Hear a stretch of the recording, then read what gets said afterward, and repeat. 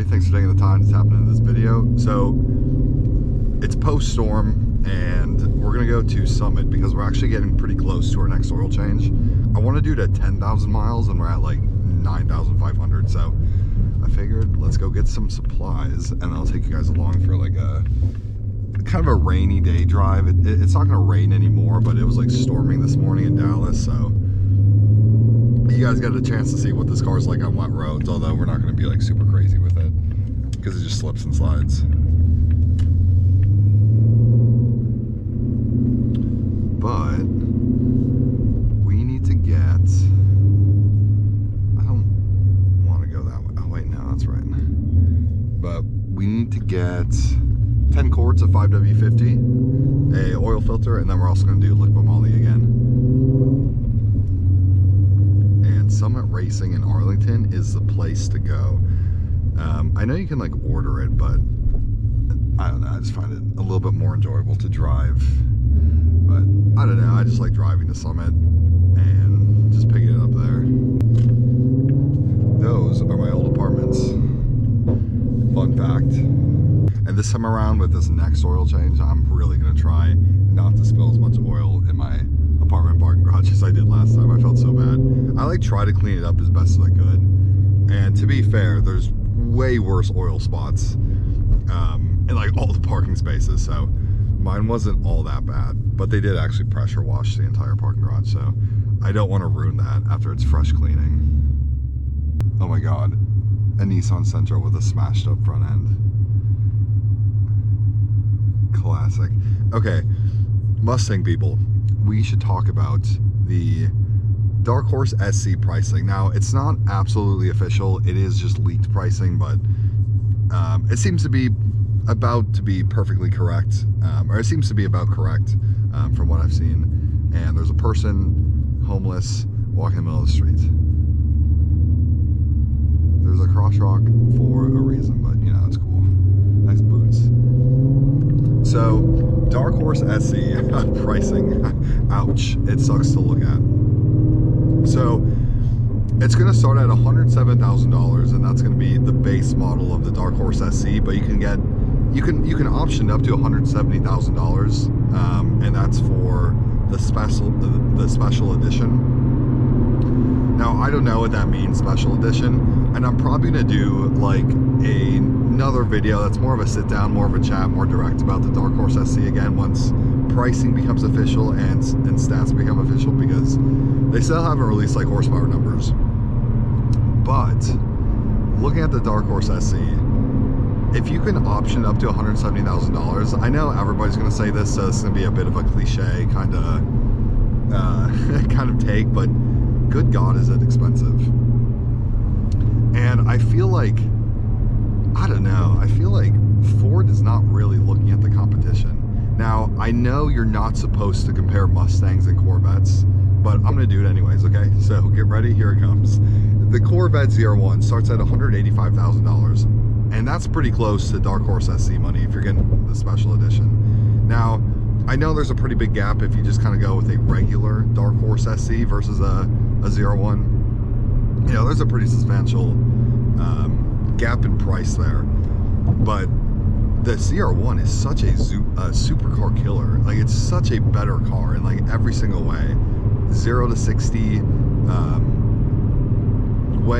0 to 60 less than 2.5 seconds. It'll run 9s in the quarter mile. Like, that is a seriously fast car. And the Dark Horse SC is really cool for sure, but it's not six-figure money, like not even close. Especially because like it is just it's kind of just a parts bin car, like fundamentally. Like, so many of the components are literally carryovers from past Mustang models.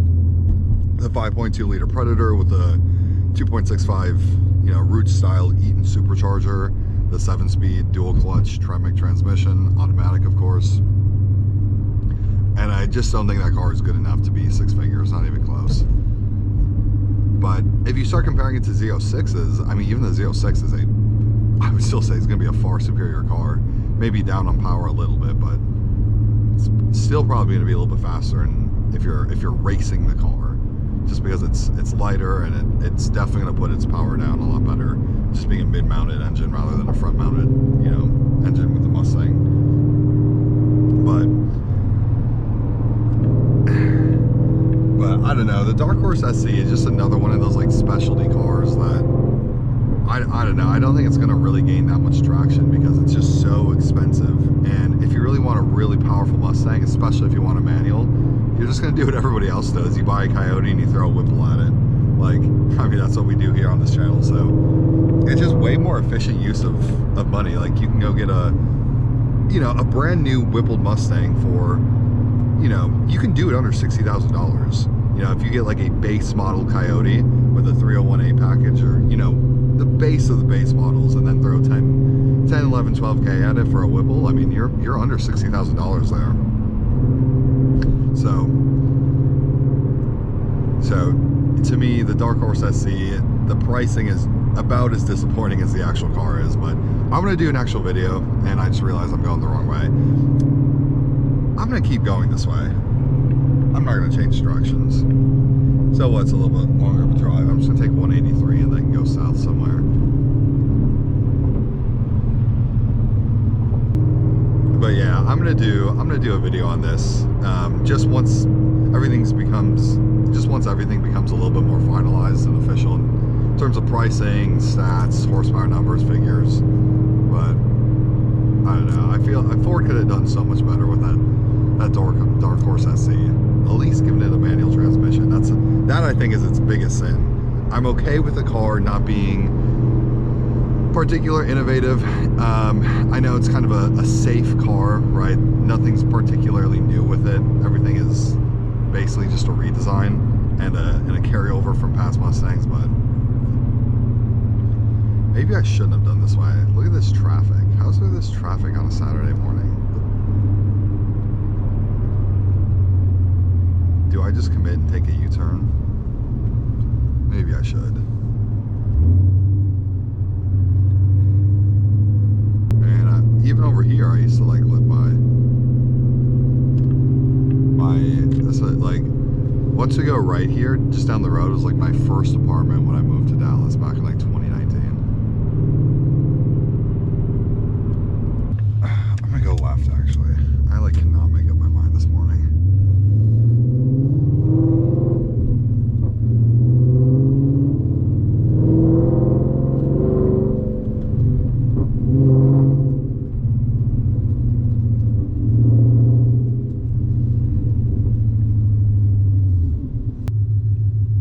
Although even being like after a storm, it's still kind of like peaceful. Kind of like as hard as this kind of weather or kind of like road condition is to drive in. Not that it's like hard. It's just you can't really get on it. You're just gonna slip everywhere. But it's still like a nice peaceful morning. 10 a.m. on a Saturday. I don't know what it is, but when I feel like I'm recording and driving, lights take 10 times longer. Because I'm thinking, like I sit here, I'm thinking like, okay, I'm definitely gonna want to cut out some of this blank space where I'm not driving, I'm not talking, I'm just sitting at a light. And I feel like it's like I start like counting seconds and it takes forever to get through a light now. And that truck just hit the curb on its right.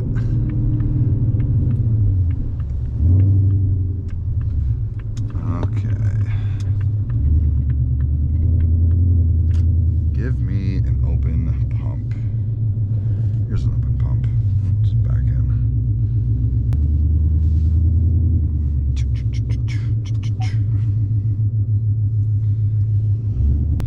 Solid.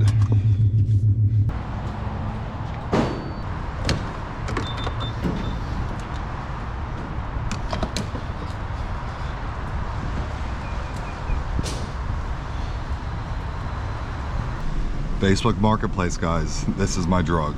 This is what I spend way too much time on.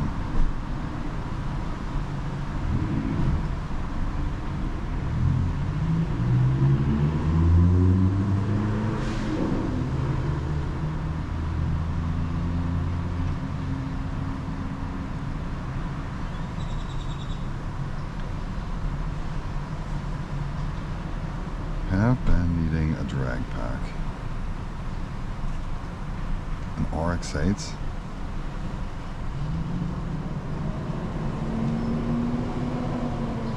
Ugh, love RX-8s. I was so obsessed with these. I don't even care how unreliable and how often you have to replace engine apex seals. I still want one. That's me.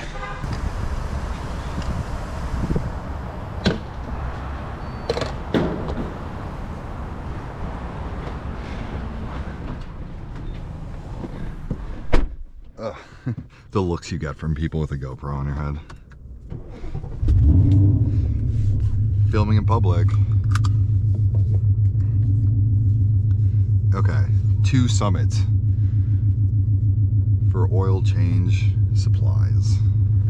I kind of want to get some breakfast too, but I want to get food on the way back, not on the way there. And I feel like breakfast is going to be stopped being served. I don't know, maybe we'll get some Chipotle.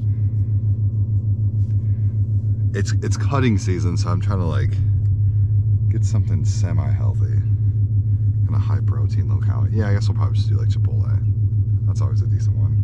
I feel like Cybertrucks, now that I'm looking at the Cybertruck over there, Cybertruck's gonna be the one car, well, one of few cars that are not gonna age very well. Like we're gonna look back on them and be like, why did people buy those? I feel like they're kind of like the Chevy HHR or like the PT Cruiser in the next 10 years. Like they're just gonna be looked at like, what were we thinking? Because Cybertrucks are really interesting and they're really intriguing, but they're not pretty, they're not good looking, and they're not something I feel like most people would want to own. They're just a little too ridiculous, and they get attention in like the way you don't want attention.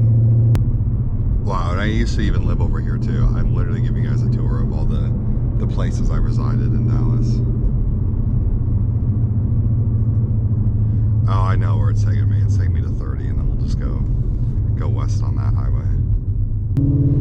Okay, I have a question for you guys, because I'm back to like splitting hairs between an X car. Obviously keeping this one. But I kind of want to start asking you guys questions because I'm so curious about, like, you know, do I think about what everybody else thinks about when it comes to like Mustangs? So if you guys had a car already, okay, if you guys had a car already, would you guys pick a Shelby GT350 or would you guys pick a Mach 1? I think the Mach 1 has some huge advantages, just being such a robust and like reliable car, where the Shelby GT350s just really don't have that. They don't have that quality. But obviously a Shelby GT350 is a more special car. Like it's gonna feel more special, more exclusive. Like it's just gonna invoke vibes a little bit better than a Mach 1 is while driving it. So I'm curious, which one would you guys take? A GT350, maybe specifically a GT350R, or a Mach 1 with a handling pack? Let me know, because I'm curious.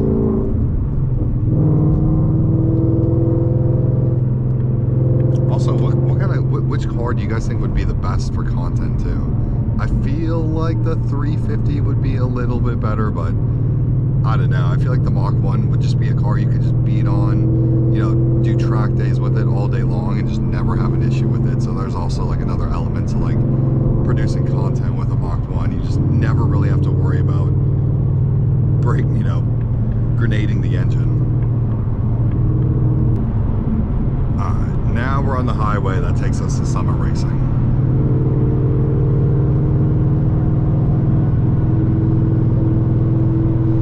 It's drying up a little bit too, so that's kind of nice. And I'm still trying to decide which days I want to be at Mustang Week. I feel like, since I'm going alone and I'm not going with like a group of people, like this year it's just going to be myself and, you know, I'm just going to be filming. I feel like 2 days is probably all I really need to go. I know it's over the span between the 14th and the 18th, I think, if I have those dates right. You know, it's like 4 days, maybe 5 days, but I don't think I need to, you know, I think if I get 2 whole days at Mustang Week in Galveston, Texas, I think that's should be pretty solid. Plus, like, again, just since it's gonna only be myself going, I feel like I probably don't need more than 2 days. 3 is probably a bit overkill, and I'll just kind of get bored. Just kind of doing the same thing day after day. So I'm thinking best is probably going to be Friday and Saturday. Those I'm guessing are probably going to be the 2 biggest days, but I don't know. I don't know. About to roll up to Summit Racing. This was like my dad's favorite store. He always had magazines when I was a kid. Jegs and Summit. But he has like an 85 Monte Carlo that probably put like 7 engines in. Which I've been trying to convince him, just get an LS. Just like stop messing with like these Gen 2 350 small blocks and just like get an LS and be done with it. And don't even worry about boost. Because his Monte Carlo hasn't been, I don't think it's been like road worthy in like 7 or 8 years, and it's so sad. I don't know, maybe when he retires this summer, he'll finally do something with that car. Or he should just sell it and buy a Camaro. That's my vote. I need you guys to convince my dad to get rid of his car so he can buy a Camaro. He'll never buy a Mustang, but he's definitely been wanting like a 5th gen ZL1, the ones with the LSA 580 horsepower. That'd be a pretty sick ride. Those are so cool when they came out, but unfortunately they didn't age super well, and then right after the release, the 5.8 Trinity GT500s came out, and they just got overshadowed, and you don't really look at them anymore. If you're gonna buy a ZL1, you buy a 6th gen. But if you want to buy a GT500, you're probably very much considering an S197 over an S550. At least I would. I'd buy the 1314 GT500 any day over the S550 GT500. It's not even close.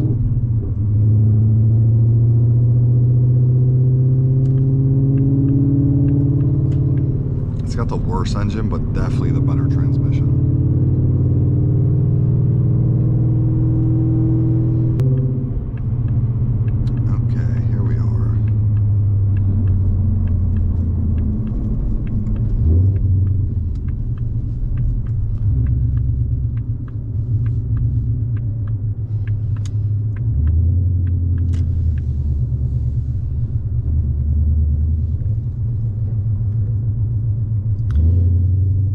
Nice to have an oil change done before Mustang week 2. That works out well. Alright guys, give me a second. I'm gonna go get some oil and some supplies. BRB. Alright guys, we got our 10 quarts of oil, liquid moly, and then our oil filter. So we're ready to do that probably in a couple weeks. Take a sip of our methamphetamine. Just kidding, that's not meth. We don't do that here. What do I want for food though? I'm hungry. Alright, Taco Casa it is, which I realize is the last time I ate Taco Casa was the last time I filmed like a weekend video. Just driving with the GoPro, so we have that. I don't want to go this way though. There's so many speed bumps in this parking lot. But it's like kind of healthy-ish. I can get a burrito and a taco for like 700 calories. That's not that bad.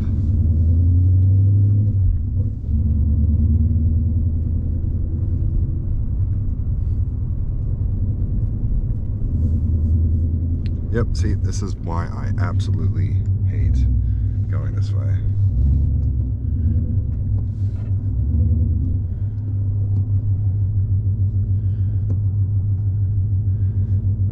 Summit Racing has to hate their customers to have speed bumps like this in their parking lot. Like, they must know people with low cars show up to buy their products, and that's what they put in their parking lot, and you can't go around because they guard it off.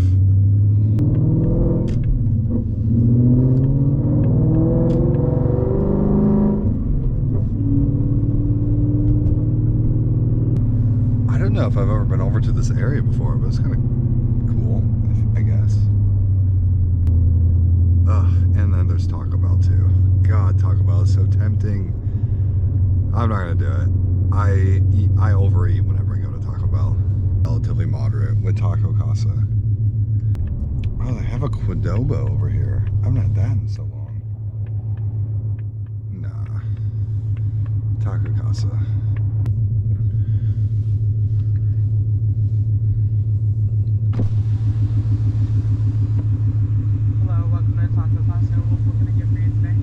how's it going? Good. What can I get for you? Can I do a super burrito with no tomatoes or olives? Okay. And then I'll do a super taco, also no tomatoes or olives. Okay. And then just some hot sauce, and that'll be it. Alright, one super burrito, no tomatoes, no olives, and then a super taco with no tomatoes? Yep. Alright, it's gonna be $10.65. Thank you. Thank you. Oh, they're gonna do a drive through with a GoPro on my head. How's it going? Yeah, some hot sauce, please. Thank you. There you go. Thank you. Thank you. Alright, so let's park and then eat. And then we'll make our way back. Getting close to home again, so I'll wrap this up for you guys. Appreciate you guys tuning into this video. I'll catch you in the next one. Probably gonna be for the oil change at 10,000 miles, which, yeah, we're pretty close. But anyways, guys, take care.